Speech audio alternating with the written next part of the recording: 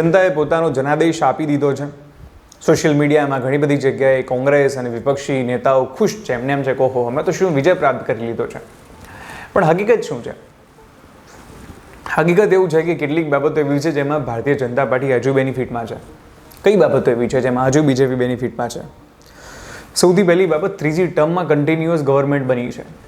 આનાથી પહેલાં કેટલી વાર આવું થયું જ્યારે નોન કોંગ્રેસી ગવર્મેન્ટ કન્ટિન્યુઅસ ત્રીજી વાર જ્યારે ગવર્મેન્ટમાં આવી રહી હોય, એના ગઠબંધનને બહુમતી મળી હોય, કેટલી વાર બની છે? પહેલી વાર ઇતિહાસમાં. પહેલી વાર નરેન્દ્ર મોદીએ જ્યારે 2014માં ઇલેક્શન જીત્યું ત્યારે પહેલી વાર એવું બન્યું કે બિન કોંગ્રેસી કોઈ પાર્ટીને પૂર્ણ બહુમત પડ્યો. બીજી વાર જ્યારે જીત્યા ત્યારે એવું થયું કે પહેલી વાર એવું બન્યું કે કન્ટિન્યુઅસલી કોઈએ પૂર્ણ બહુમત લીધો. અને હવે ત્રીજી ટર્મ જ્યારે રિપીટ કરી રહ્યા છે તો નરેન્દ્ર મોદી અને ભારતીય જનતા પાર્ટી માટે ફાયદાનો જ સોદો છે કે કન્ટિન્યુઅસલી એમની તો ત્રીજી ટર્મમાં સરકાર બની રહી છે, ભલે ગઠબંધનથી બની રહી છે પણ બની તો રહી છે. અત્યારથી 1947નો ઇતિહાસ જોઈ લો, આવું બિન કોંગ્રેસી પાર્ટી માટે નથી થયું. અને કોંગ્રેસી પાર્ટી માટે પણ ક્યારે થયું? જ્યારે જવાહરલાલ નહેરુ હતા ત્યારે. એ નહેરુ હતા, એ સમય અલગ હતો, એ બધું અલગ હતું. આજે જે થઈ રહ્યું છે એ પ્રમાણે આ ત્રીજી ટર્મમાં સરકાર બનવી ભાજપ માટે સૌથી મોટો બેનિફિટ છે.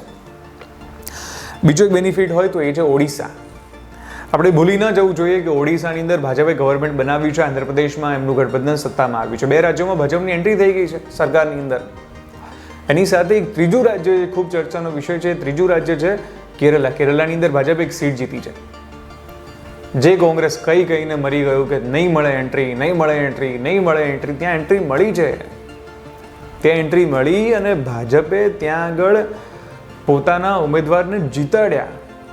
જે કેરળની અંદર કોંગ્રેસ કહેતું કે અહીંયા ભાજપનું તો કોઈ નામ જ લેતું નથી, એ કેરળની અંદર ભાજપના ઉમેદવાર જીતીને આવ્યા છે, ભાજપની એન્ટ્રી થઈ છે. ભાજપમાં તો સારું છે. તમિલનાડુની અંદર એમનો વોટ પર્સન્ટેજ વધ્યો છે. જે રાજ્યોમાં એમનું નામો નિશાન નહોતું ત્યાં પહોંચ્યા છે. ઓડિશાની અંદર ક્લીન સ્વીપ કર્યું છે, ઓલમોસ્ટ ક્લીન સ્વીપ કર્યું છે. સો એમની માટે તો બેનિફિટ જ છે. અને સૌથી મોટો બેનિફિટ હોય તો એ છે કે કોંગ્રેસનો ગ્રોથ નથી થયો.